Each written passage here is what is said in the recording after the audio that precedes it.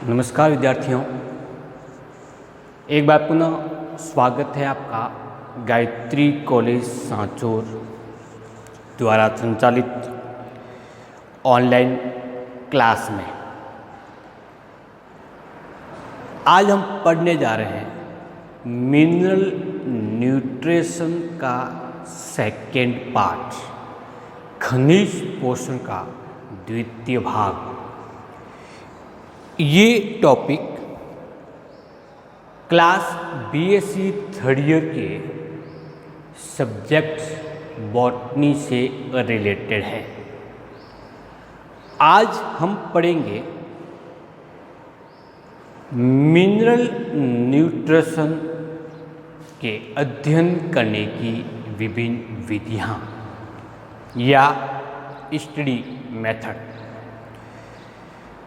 थोड़ा सा वापस रिमाइंड करते हैं, हम उस प्रीवियस क्लास में पढ़े गए टॉपिक के बारे में जो मिनरल न्यूट्रिशन का पहला पार्ट था। उस क्लास में हमने डिस्कस किया था कि पादपों की वृद्धि हेतु आवश्यक तत्व भूमि से प्राप्त होते हैं, उन्हें पोषक तत्व कहा जाता है।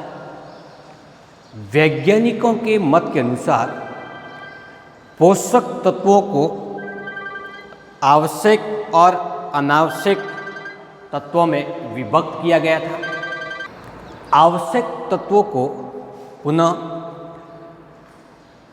गुरु मात्रिक या मैक्रो एलिमेंट और सूक्ष्म मात्रिक या माइक्रो एलिमेंट के अंतर्गत विभक्त किया गया था।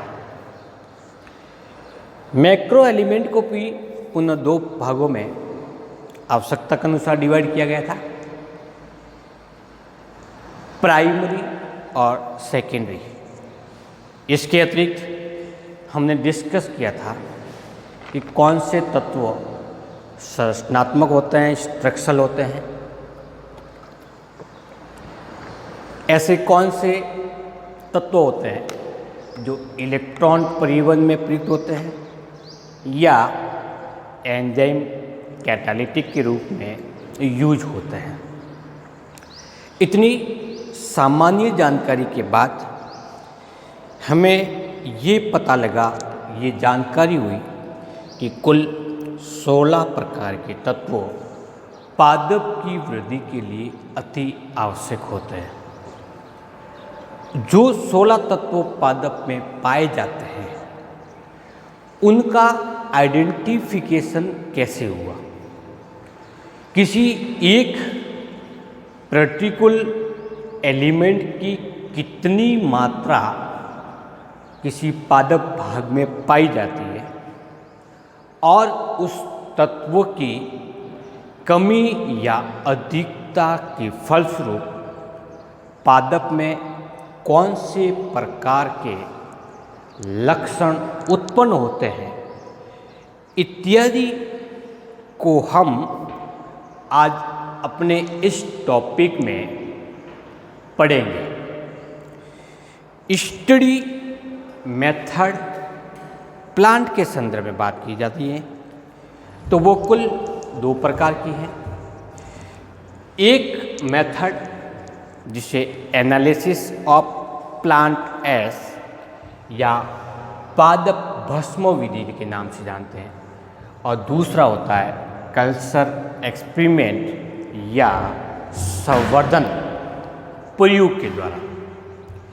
हमें पहले ये पता लगाना है कि पादप में कौन कौन से प्रकार के तत्व उपस्थित होते हैं और उसके बाद में ये पता लगाना है कि इसकी कितनी मात्रा है और कौन से कार्य होते हैं। तो हम प्रारंभ करते हैं हमारा ये टॉपिक, खनिज पोषण के अध्ययन की विधि। तो पहली जो विधि है उसको हम नाम देते हैं एनालिसिस ऑफ एस, राख अथवा पादप भस्म के द्वारा पादप में पाए जाने वाले तत्वों का अध्ययन करना। और दूसरा एक्सपेरिमेंट होगा कल्चर एक्सपेरिमेंट, जिसमें कुल 3 प्रकार की टेक्निक्स हैं, जिसमें से पहले को वाटर कल्चर कहते हैं, दूसरी विधि को सैंड कल्चर के नाम से लिया जाता है, और तीसरी को मिनरल लेयर टेक्निक्स अथवा खनिज पोषण परत विधि, बालू विधि और जल संवर्धन विधि। शुरुआत करते हैं हम एनालिसिस ऑफ एस या पहली विधि के द्वारा। इसमें क्या किया जाता है कि प्लांट पार्ट लिया जाता है और वो प्लांट पार्ट उसका नमूना तो सैंपल कहलाएगा। इस पद भाग को वेट करके इसका वेट ले लेते हैं, इसका माप ले लेते हैं कि इसका कुल कितना भार है। अब उस सैंपल को 110 डिग्री सेंटीग्रेड ताप पर गर्म किया जाता है। कितने डिग्री पर? 110 डिग्री सेंटीग्रेड ताप पर। इसके फलस्वरूप क्या होगा कि उस पादप भाग में पाए जाने वाला जल वाष्पीकृत होकर के बाहर निकल जाता है।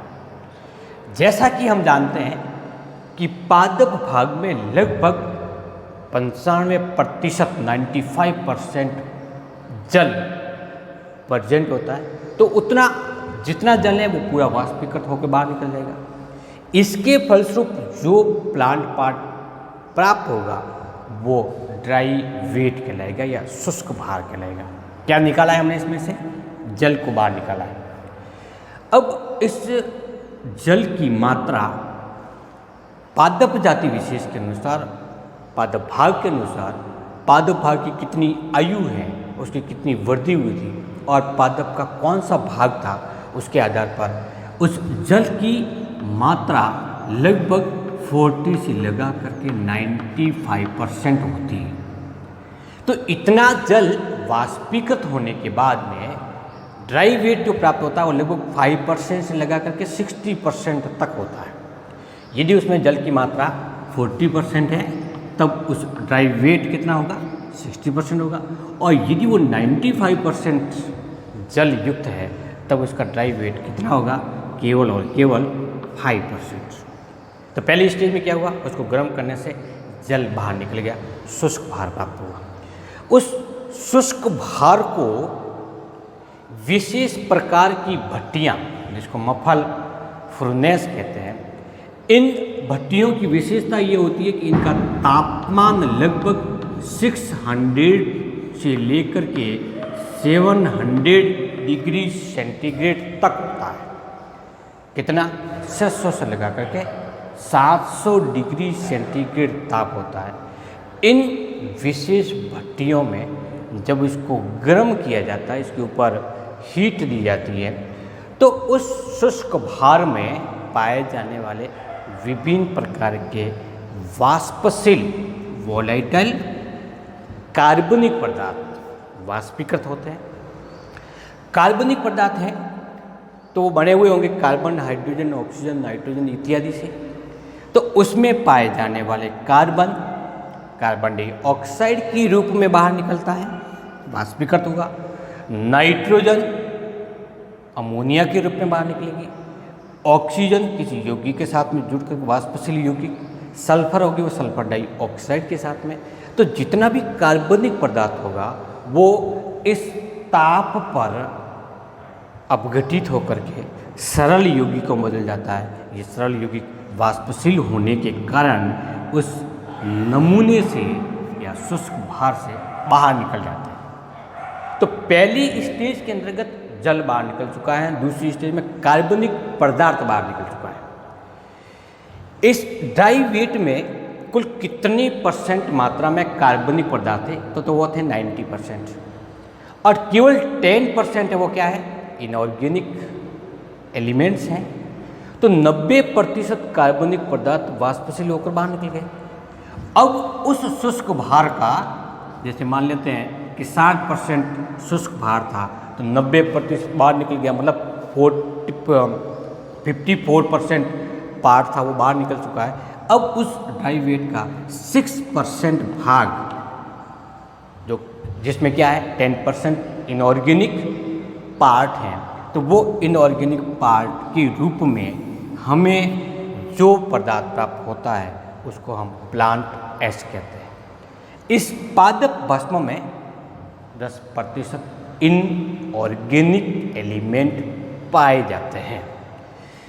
इस पादप भस्म का विश्लेषण करके हम ये पता लगा लेते हैं कि कौन कौन से प्रकार के कार्बनिक तत्व उपस्थित हैं। हम टेस्ट करेंगे बाकायदा, इसका टेस्ट करने से हमें पता लग जाएगा कि इसके अंदर नाइट्रोजन है, पोटेशियम है, या फिर फास्फोरस है, कैल्शियम है। हमें इस प्रकार से इन कार्बनिक तत्वों की जानकारी प्राप्त हो जाती है। तो ये एक विधि थी जिसमें एनालिसिस ऑफ एश विधि कहते हैं, और इसकी सहायता से हम उसमें पाए जाने वाले इनऑर्गेनिक तत्वों को ट्रेस कर लेते हैं कि ये इसके अंदर पाए जाते हैं। इस विधि की सबसे बड़ी कमी ये है कि हम इस विधि के द्वारा इसकी उपस्थिति का पता लगा रहे हैं, लेकिन उसकी उपयोगिता क्या है ये पता नहीं लग रहा है। और दूसरा, कितनी मात्रा में पाई जाती है, तो मात्रात्मक और गुणात्मक विश्लेषण हम इस विधि के द्वारा नहीं कर सकते। केवल और केवल क्या कर सकते हैं, हम इसकी उपस्थिति का पता लगा सकते हैं कि कौन सा है। इसीलिए पोषण की दूसरी विधि विकसित हुई, उसको नाम देता है कल्चर एक्सपेरिमेंट या संवर्धन प्रयोग। सबसे पहले होम नामक वैज्ञानिक ने इस संवर्धन माध्यम की प्रक्रिया को प्रारंभ किया था, जो लगभग 18वीं शताब्दी की बात है। इसके बाद में शॉक्स व नोप ने विशिष्ट कृत्रिम रूप से संवर्धन माध्यम बनाया और होम द्वारा दी गई विधि को विकसित किया, जिसके फलस्वरूप कल्चर एक्सपेरिमेंट और अधिक विस्तारित और परिष्कृत रूप में हमें पढ़ने को मिलते हैं। इन्होंने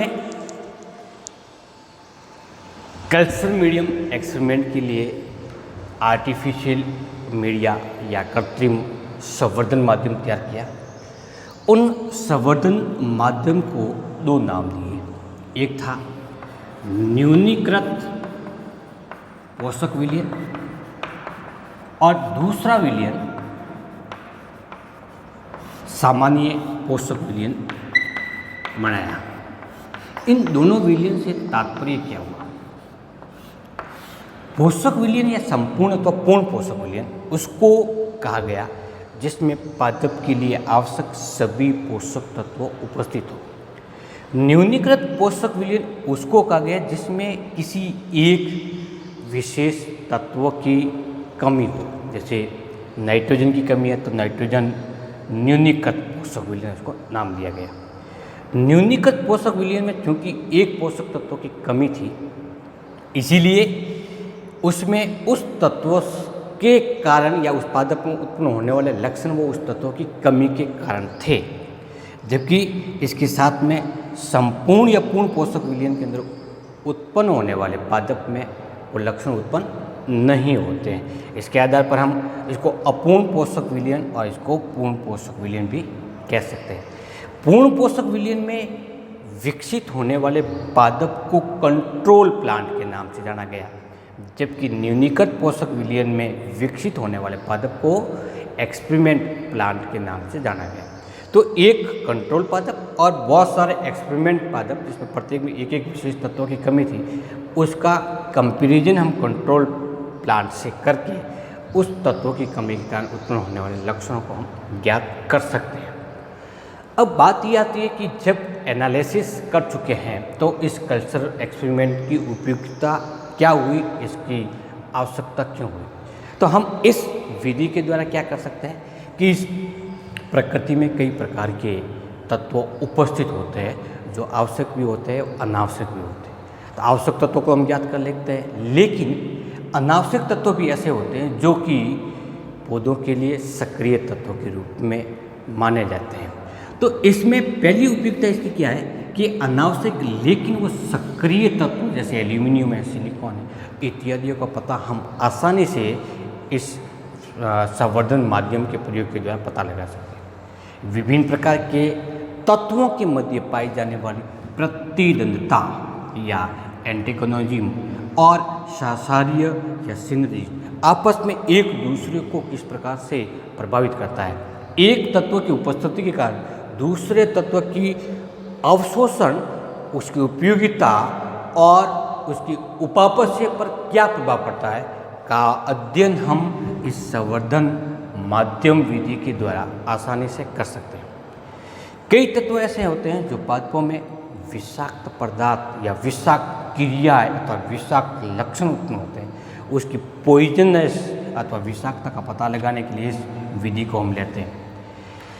सबसे इम्पोर्टेंट चीज़ है कि जितने आवश्यक तत्व हैं उनकी सार्थकता क्या होती है, क्यों इसको पादप यूज करते हैं और उसकी अनिवार्यता अर्थात उसकी कमी के कारण उस पादप में क्या क्या लक्षण उत्पन्न हो सकते हैं इत्यादि के बारे में जानकारी प्राप्त करनी है तो हमें कल्चर एक्सपेरिमेंट की आवश्यकता होती है। तो प्लांट एस एनालिसिस की तुलना में कल्चर एक्सपेरिमेंट ज़्यादा उपयोगी है और इसी कारण हम आसानी से किसी भी तत्व के द्वारा विकसित होने वाले विषाक्त लक्षण या उसकी कमी से उत्पन्न लक्षणों को नोट कर सकते हैं। तो आइए हम डिस्कस करते हैं कल्चर एक्सपेरिमेंट की विभिन्न प्रकार की विधियों के बारे में। कल्चर एक्सपेरिमेंट की पहली मेथड्स है या पहली विधि है वो कल्चर इन सॉल्यूशन करते हैं। विलयन के अंतर्गत संवर्धन करना।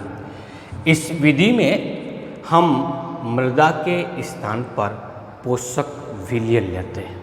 क्या लेंगे? पोषक विलयन।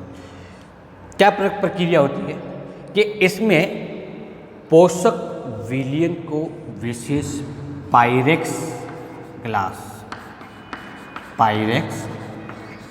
ग्लास से बने हुए पात्र में लिया जाता है ताकि वो इनएक्टिव होने के कारण अपनी तरफ से किसी प्रकार के मिनरल्स उस सॉल्यूशन में प्रवाहित नहीं करें। इस पायरेक्स में पोषक विलयन, विशेष पोषक विलयन ले लिया जाता है जो न्यूनीकृत भी हो सकता है या फिर संपूर्ण पोषक विलयन भी होता है। अब इसमें एक जिस पौधे के ऊपर एक्सपेरिमेंट करने हैं उस पौधे को हम जड़ से इसके अंदर स्थिर कर देते हैं। स्थिर करने के बाद में इसमें ऑक्सीजन को प्रवाहित करने के लिए अथवा वायु को प्रवाहित करने के लिए एक विशेष प्रकार की निवात नलिका के द्वारा ऑक्सीजन प्रवाहित करते हैं। इस ऑक्सीजन की अधिकता के कारण जड़ें आसानी से श्वसन क्रिया करेगी, फलस्वरूप इनकी पारगम्यता बनी रहेगी, ऊर्जा उत्पन्न होगी, जिसके कारण ये विलयन में से जल और खनिज लवणों का अवशोषण लगातार करते रहते हैं। क्योंकि इस विधि के अंतर्गत हमने सॉल्यूशन लिया है या पोषक तत्वों का विलयन लिया हुआ है, इसीलिए इसको सॉल्यूशन मेथड या विलयन विधि कहते हैं। इसमें क्योंकि संवर्धन माध्यम में इसलिए सबसे ज़्यादा बुरा प्रभाव पड़ता है वो एल्गी के डेवलपमेंट के कारण होता है कि एल्गी आसानी से डेवलप हो जाती है, इजी वे से हो जाती है। इसलिए हम इस पूरे पात्र को चारों ओर से काले रंग के कागज़ के द्वारा उसको ढक देते हैं। तो इस ब्लैक पेपर से ढकने के कारण संवर्धन को सूर्य का प्रकाश नहीं मिल पाएगा, जिसके कारण विलयन में एल्गी के डेवलपमेंट होने की संभावना कम हो जाती है। एल्गी यदि ज़्यादा डेवलपमेंट होती है तो एल्गल ब्लूम बन जाता है, फलस्वरूप ऑक्सीजन की कमी हो जाती है और दूसरा उसके द्वारा स्थित किए जाने वाले विषाक्त पदार्थों के कारण जल की पारगम्यता और श्वसन क्रिया प्रभावित होती है। फलस्वरूप पौधे के द्वारा उस विलयन को अवशोषित नहीं किया जाएगा या खनिज पोषकों का अवशोषण नहीं होगा, तो हमें इस पादप पर उस तत्वों की कमी के कारण उत्पन्न होने वाले लक्षणों के बारे में कोई जानकारी प्राप्त नहीं होगी। इसलिए क्या करेंगे, इसको काले रंग के कागज़ के ऊपर लपेट दिया जाता है। इस प्रकार के बहुत सारे गमले तैयार किए जाते हैं। एक को हम कंट्रोल पादप के रूप में प्रयोग करते हैं, जबकि शेष अन्य को एक्सपेरिमेंट प्लांट के रूप में यूज करते हुए हम आसानी से इसका अध्ययन कर सकते हैं। समय समय पर क्योंकि अवशोषण लगातार होता रहेगा तो पोषक तत्वों की कमी हो जाएगी, इसीलिए समय समय पर इस गमले में अतिरिक्त पोषक विलयन मिलाते रहते हैं। कल्चर एक्सपेरिमेंट की सेकेंड मेथड है, उसको नाम देते हैं सैंड कल्चर या बालू संवर्धन। इस विधि के अंतर्गत विलयन के स्थान पर बालू ली जाएगी और उस बालू को समय समय पर आवश्यक पोषक विलयन से लगातार संतृप्त करते रहते हैं। तो इस गमले के अंदर क्या भरेंगे, हम एक विशेष प्रकार की एक्सपेरिमेंट के लिए प्रयुक्त होने वाली बालू को, हम सामान्य बालू इसको नहीं ले सकते। इसके बाद में इसमें समय समय पर हम पोषक विलयन को डालते रहते हैं, जो कि विशेष तत्वों की अनुपस्थिति में इसके ऊपर उत्पन्न होने वाले कमी अथवा लक्षणों को हम ज्ञात कर सकते हैं। विशेष प्रकार की बालू का तात्पर्य क्या हुआ कि जिसमें किसी भी प्रकार के केमिकल्स नहीं हो, उसमें लवण नहीं हो, उसमें कोई अनावश्यक तत्व नहीं हो, अन्यथा बालू के अंदर पहले से ही यदि कोई पोषक तत्व उपस्थित है तो हमारा न्यूनीकृत पोषक विलयन डालने का कोई औचित्य नहीं रहेगा, क्योंकि वो पादप को बालू से प्राप्त होते रहते हैं। इसीलिए इस बालू को हम परिष्कृत करते हैं, ट्रीटेड करते हैं। तो करेंगे क्या, रेत या बजरी है उसको सबसे पहले हम जल से, साफ और शुद्ध जल से कई बार अच्छी तरह से धोएंगे। धोने से क्या हुआ कि इसमें से अनावश्यक खनिज पोषक है वो बाहर निकल जाते हैं।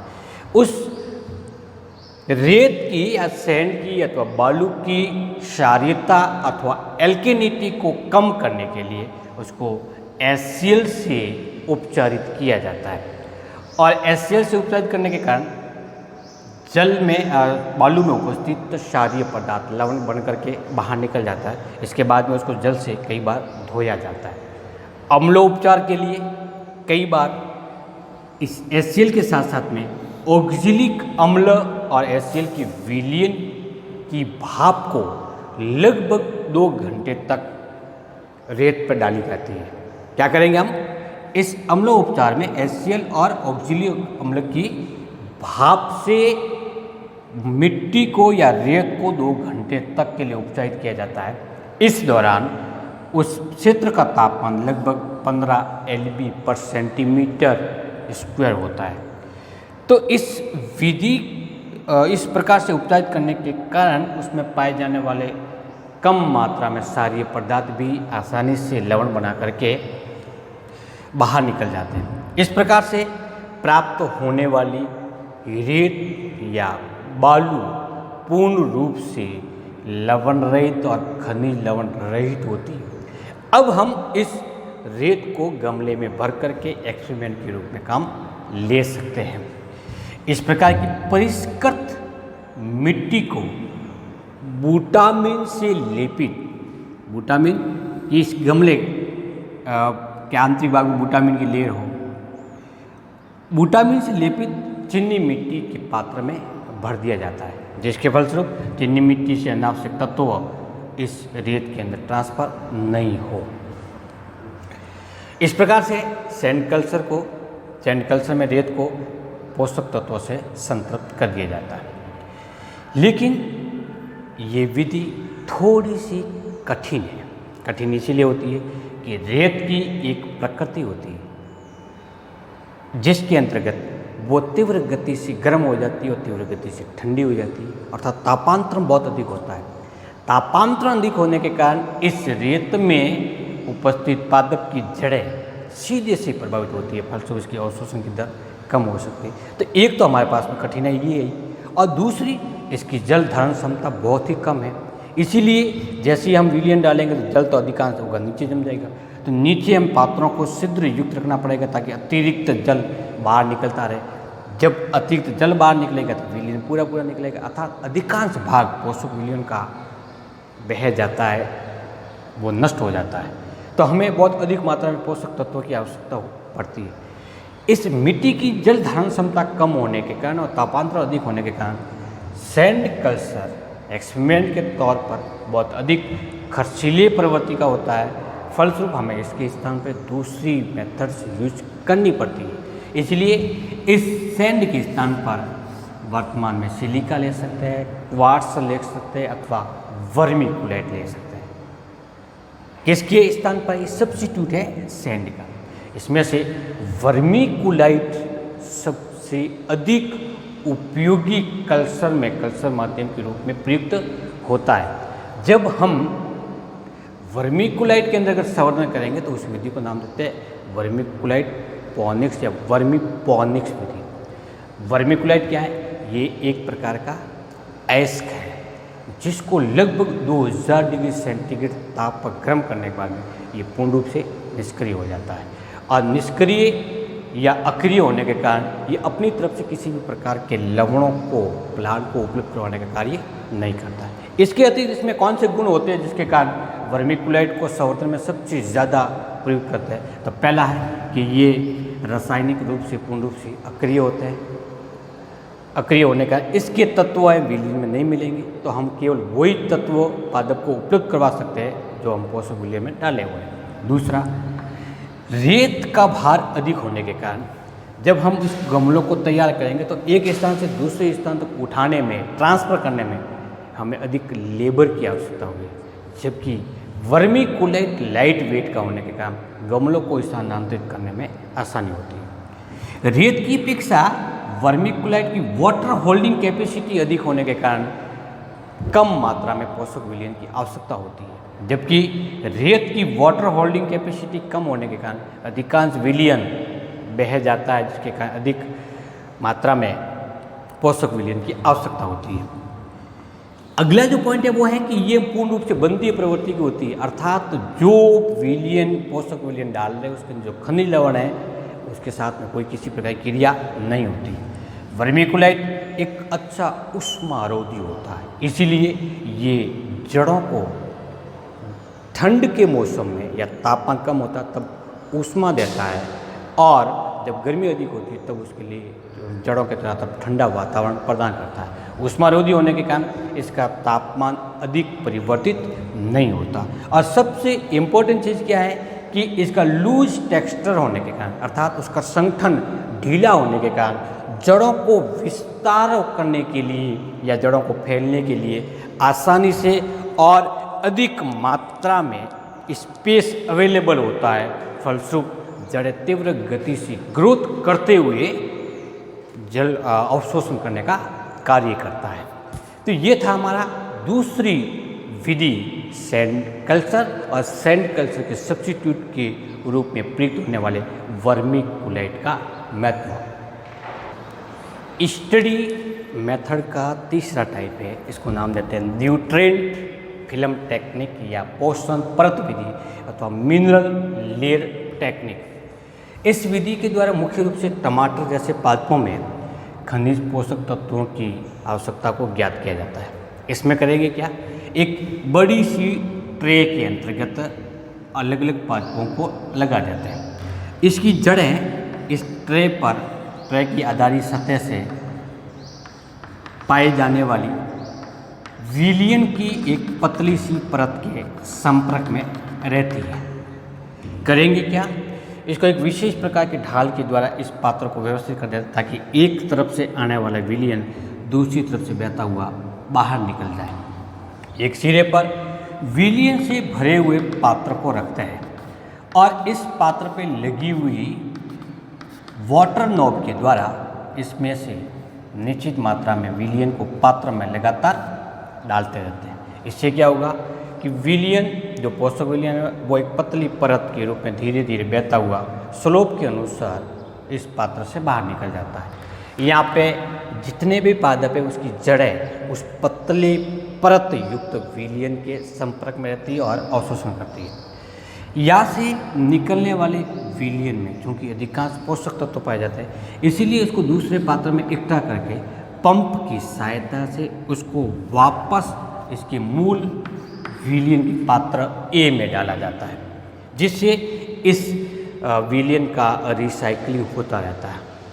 विलयन की रिसाइकलिंग का मतलब ये हुआ कि अधिकतम आयंस का अवशोषण हो जाता है, यूज हो जाता है। और दूसरा, इन पादपों द्वारा आयनों का अवशोषण करने के बाद में या लवणों के अवशोषण करने के बाद में विलयन की पीएच परिवर्तित हो जाती है, तो रिसाइकलिंग प्रोसेस से करने के कारण उसकी पीएच मेंटेन हो जाती है, फलस्वरूप पादप को सामान्य पोषक विलयन मिलता रहता है।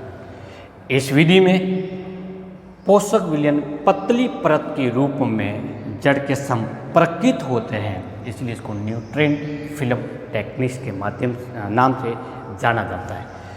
तो प्रिय विद्यार्थियों, आज के इस टॉपिक में हमने मिनरल्स न्यूट्रिशन के सेकंड पार्ट के अंतर्गत डिस्कस किया है स्टडी मेथड, जो मुख्य रूप से दो प्रकार की होती है, analysis of plant S and a culture experiment.